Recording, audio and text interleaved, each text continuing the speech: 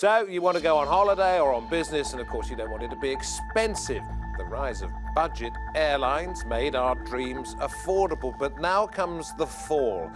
Not literally, but financially. Are low-cost flights on the way out as more and more such airlines struggle to stay aloft?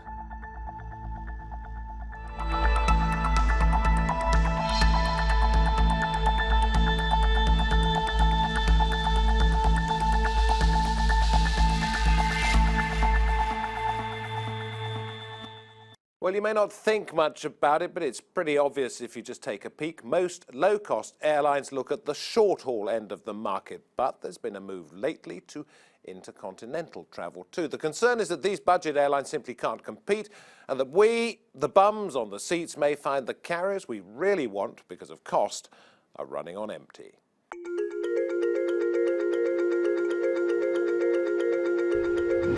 They've taken to the skies for decades.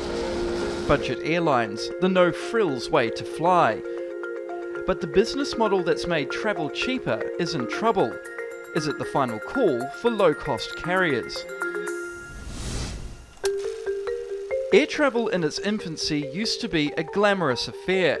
Legroom, gourmet meals and champagne were the norm, but it was expensive. Today, budget airlines offer travellers a much cheaper alternative, based on an A to B approach and minimal extras.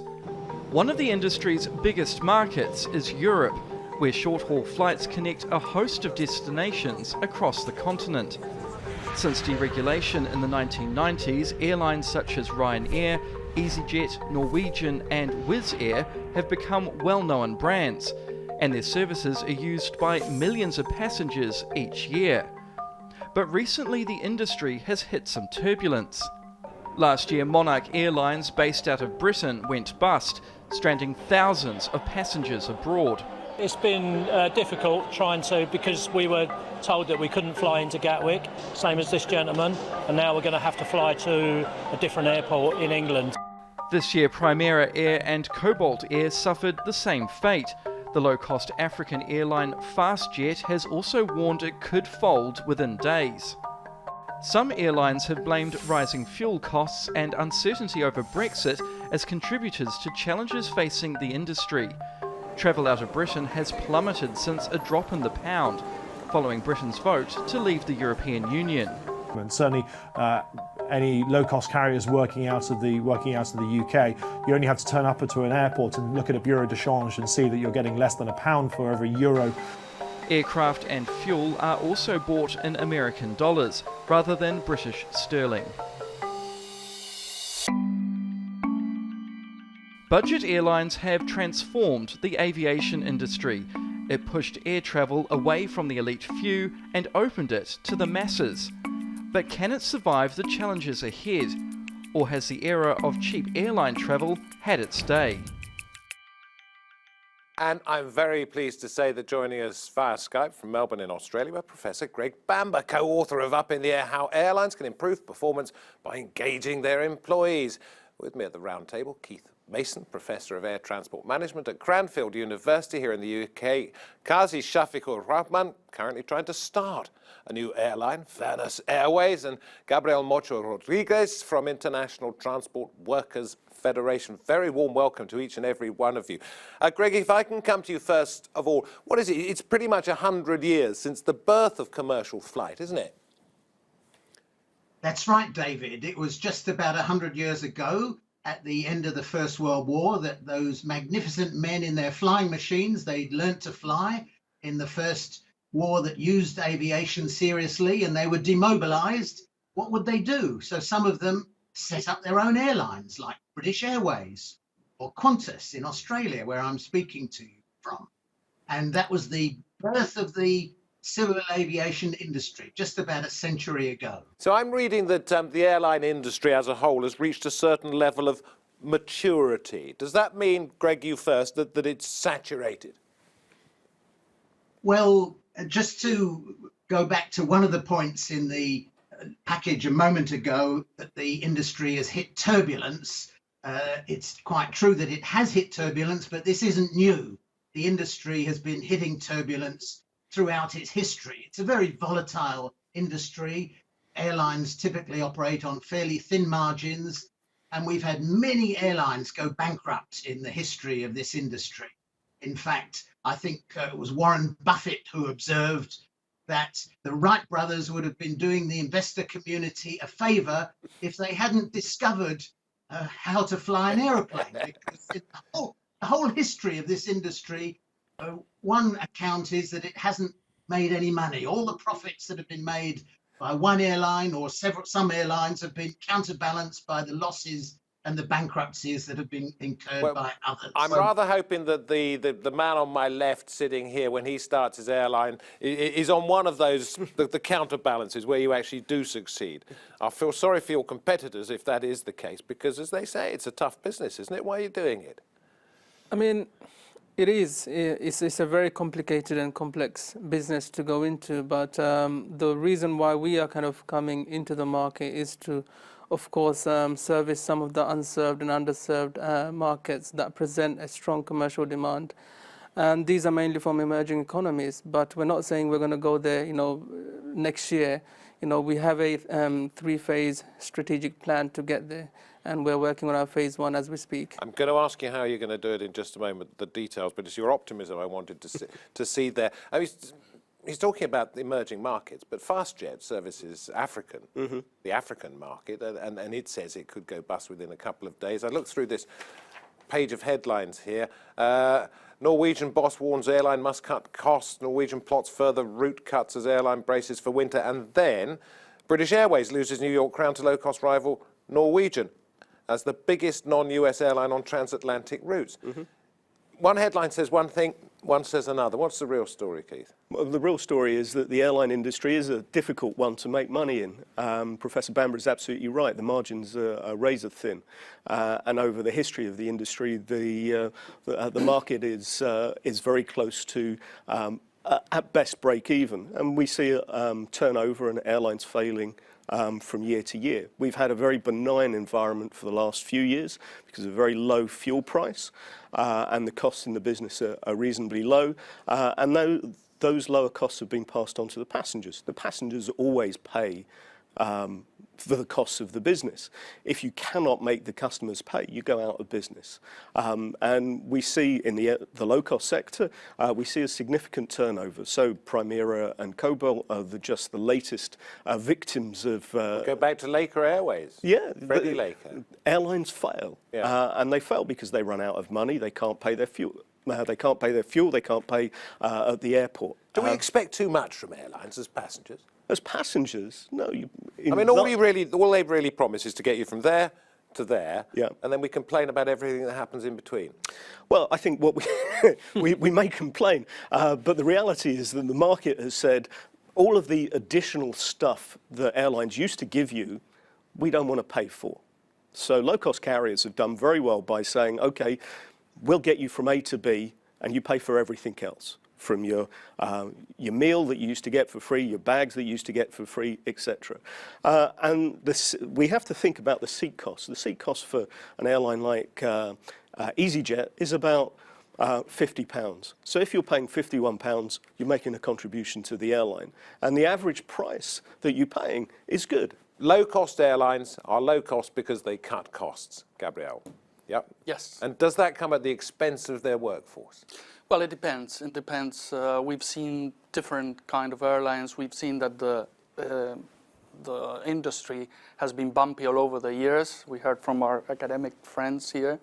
Also, they follow the GDP development. So when the economy goes well, more people travel. When it goes bust, less people travel. And that, in some cases, has been some managements have been trying to turn the eye to the workers and ask for the sacrifice of the workers and their conditions.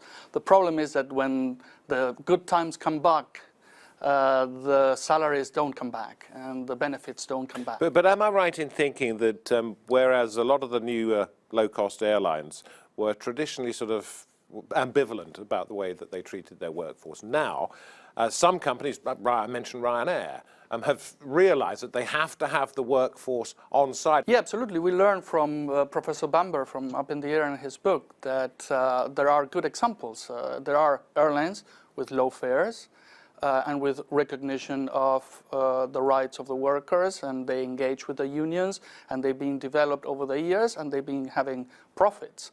Ryanair has been turning the back to the workers for several years. And in the end, the workers couldn't stand that anymore, and is that what we've seen. And there's a knock-on, isn't there, to the passenger as well, isn't it? Because if the workers get upset, they stop working, and then you can't fly. Your airline has been described, it's Firnas, yeah, as a Sharia airline, which means no alcohol, halal food, respect for women on board, etc., etc. But at the end of the day, you're just another airline, aren't you? The story is different, but the bottom line is we're a business, and we're trying to differentiate ourselves from the And so the Sharia thing was the headline thing. It is our narrative. To get the attention. not.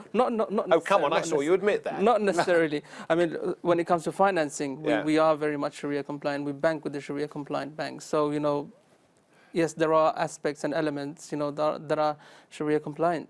But when it comes, okay, so let's say you've got the attention. Now you have to run a decent business model. You're not off the ground yet, but you're hoping to be soon, and I know eventually you want to fly to Bangladesh, your country of origin. How are you going to make it work? Greg, I want you to really listen to this, and Keith too. I mean, it is a scary business. As I said, it's a complex business, and I think we need to take baby steps. We need to assess our position every time we make a decision. It's all about making good decisions and good judgments, and also assessing the market, where the market is going. As we speak, there is predictions about places like Turkey, India, Bangladesh, Pakistan being, the part of the emerging N11 countries, which will effectively contribute about 700% more than the G7 countries in the economy. So the market's there. What's there. going to make you attractive? Is it the fact that you're going to be budget or what? That we're totally opposite.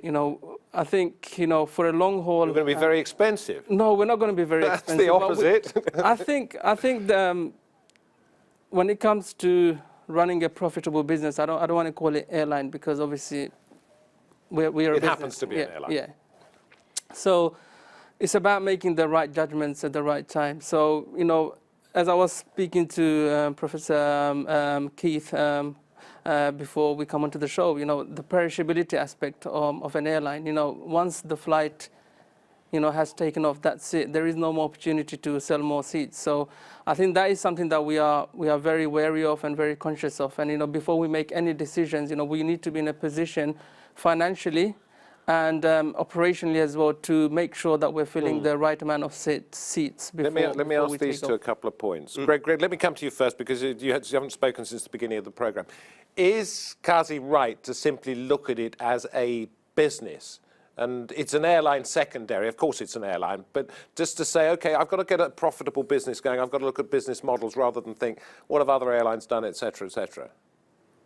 Well, of course, it is a business, David. You're absolutely right. But there are different ways of running an airline, or indeed a business from that. So I'd encourage Kazi to look, for example, at the model that Southwest Airlines has developed as a low-cost airline. This is in America. Based in Texas. It's grown over its 45 or so years of life. It's been continuously profitable. It's not declared any redundancies. It's continued to grow. And it's now the largest domestic carrier by that indicator, bums on seats, in the US. Been very successful. And it treats its workers well, and its workers in turn treat the customers well, so they come back for repeat business. It's a virtuous circle. Compared with Ryanair, for example, which tends not to treat its workers well. In turn, the customers are treated very well. So customers, as Gabriel and the International Transport Workers Federation have pointed out, Ryanair's chickens have come home to roost in the last year or so. But can I just add this into the conversation? Ryanair this week, passenger numbers for October have increased by more than 10%, and yet the share price has gone down by 1.5% as of yesterday. Fickle, isn't it? It is. It's a very fickle industry, and the investment market tends to be short term. But Ryanair has had to cancel a lot of flights over this last summer, and the passengers who've been left stranded when Ryanair has cancelled its flights are going to be hesitant about coming back to Ryanair and booking again next year. But whereas those who travel with Southwest and get treated well, and I must say EasyJet has done well in this regard as well, in terms of treating its workforce well and offering a little better customer service than some of the other low-cost carriers that have focused only on cutting costs in relation to their people and everything else. Greg, I'm going to bring in Keith, if I may, at this point, and ask you, what are the biggest problems you think with somebody like Kazi? So I love this business model. I think it sounds very interesting.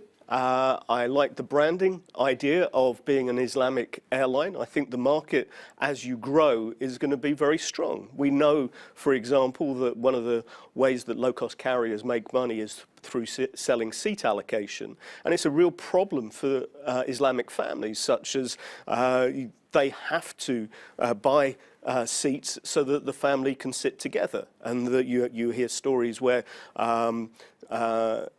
women are put with other passengers, and that's not comfortable. So having a branding where the whole airline is Islamic and is catering for that market. But the biggest problems he's going to face? The biggest problems is the same all over the airline industry, is getting your costs as low as you possibly can and making sure that your customers are going to pay for your product. Now, your competitors, when you go to some of these Islamic countries, are airlines that have pretty low prices already. So it's about making sure that their seat costs are incredibly low and that they can find a market where they can come in at a comparable price. All right, you get your costs as low as you can, Yep. which means you pay your staff as little as you can.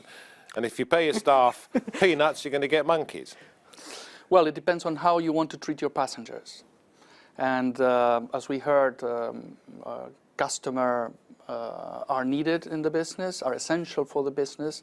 And if you treat them as you expect that a poor worker, underpaid, could treat in the end without rest and very tired, that passenger is not going to come back to your business. So you have to think it over. You know, I saw some headlines in the summer when there were a couple of commercial airline strikes or work to rules or whatever, involving low-cost carriers in particular, that the workers were treating the passengers unfairly. Now, clearly that is a point of view that you would disagree with. The reason that the workers are doing this is because they're being treated unfairly, you think. Is that across the airline spectrum or just particularly with budget air?